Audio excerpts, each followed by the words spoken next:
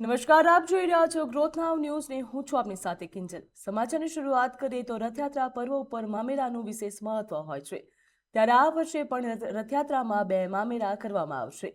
પરંપરાગત રીતે યજમાન દ્વારા જે મામેરું કરવામાં આવે છે તે મામેરા સાથે સરસપુરમાં આવેલા પ્રાચીન રણછોડરાયજીના મંદિર દ્વારા પણ ભગવાનનું મોસાળું કરવામાં આવશે, એટલે કે 2 મોસાળ ભરાશે।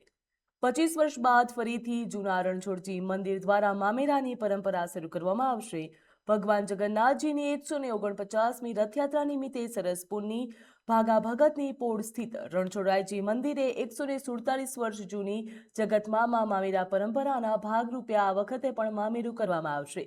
મામેરામાં જગન્નાથજીને બંસરી અને સુદર્શન ચક્ર, બળદેવજીને હોડ તેમજ સુભદ્રાજીને પાર્વતી શણગાર આપવામાં આવશે। મામેરું ભક્તોના દાનથી કરવામાં આવી રહ્યું છે, જ્યાં યજમાનના મામેરા બાદ રથયાત્રાના દિવસે પણ આ મામેરું ભગવાનને અર્પણ કરવામાં આવશે। આ મામેરું ભક્તો જોઈ શકશે તે માટે આગામી 11 અને 12 જુલાઈના રોજ ભક્તો માટે મામેરા દર્શન ખુલ્લા મુકાશે, તો 16 જુલાઈએ અષાઢી બીજના દિવસે મહાપ્રસાદનું પણ આયોજન કરવામાં આવ્યું છે। ભગવાનને આ વખતે વિશેષ ભેટ આ જગ્યામાંથી આપને આપી રહ્યા છીએ, તે માટે આપ સૌને બોલાવવામાં આવ્યું છે, જેને અહીંની લોકલ ભાષામાં મામેરું કહેવાય, પણ અમારી ભાષામાં ભેટ કહેવાય, અર્પણ। અમારા બધી જે કંઈ થાય તે ભગવાનને, જેમ સાધુ સંતોનો ભંડારો 3 દિવસનો ભંડારો અહીં ગુરુજીએ બનાવેલી પરંપરા મુજબ ચાલી રહ્યું છે, જ્યારથી રથયાત્રા અહીં આવી છે। અને એવું કહેવામાં આવે છે કે ગુરુજી દ્વારા જ રથયાત્રા અહીં આવી સરસપુરમાં, અને જે કાંઈ શરતો હતું તે નરસિંહદાસજી મહારાજ પાસે ગુરુજીએ સ્વીકાર્યા હતા કે તમે રથ લાવ અને જેવી સેવા હશે તે હું સેવા કરીશું। પણ અંદર જગ્યા ન હોવાના કારણે રથ 4 રસ્તે રોકાય છે। અને જૂના સમયમાં એવું સમય હતું કે જ્યારે સાધુ સંતો જ રસોઈ રાંધતા હતા, બીજા કોઈ અડતા નહોતા, તો અહીં સાધુ સંતોનું જ રસોઈ અને બીજું બધું સેવા ચાલતું હતું।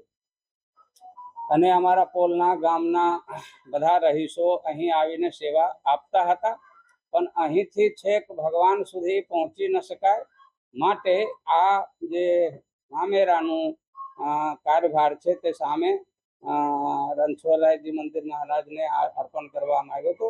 અને હવે જગ્યા થઈ ગઈ છે તો બધાની ઈચ્છા થઈ કે ફરી અહીંથી આપણે શરૂઆત કરીએ, તો એ પ્રકારે ભગવાનનો જે આયુધ હોય છે, ખરેખર જે એમને અર્પણ કરવી જોઈએ, તો એ આયુધ અમે અર્પણ કરી રહ્યા છીએ, જેમાં ભગવાન શ્રી કૃષ્ણજી મોરલી વગાડે છે, એમના જ સ્વરૂપ જગન્નાથજી ભગવાન છે, તો ભગવાનને એક સુદર્શન ચક્ર અને મોરલી અર્પણ કરી રહ્યા છીએ। અને બલરામજીને હલધર કહેવામાં આવે છે, હંમેશા હળ ધારણ કરે છે, તેમના માટે હર અર્પણ કરી રહ્યા છીએ।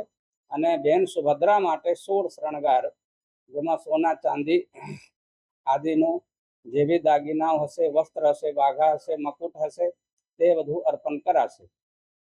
અને એને દર્શન માટે 11 અને 12 તારીખ 11 અને 12 એ દિવસ અહીં ખુલ્લું મૂકવામાં આવશે। જે હરિભક્તોને દર્શન કરવાની ઈચ્છા હશે તે આવીને દર્શન કરી શકશે।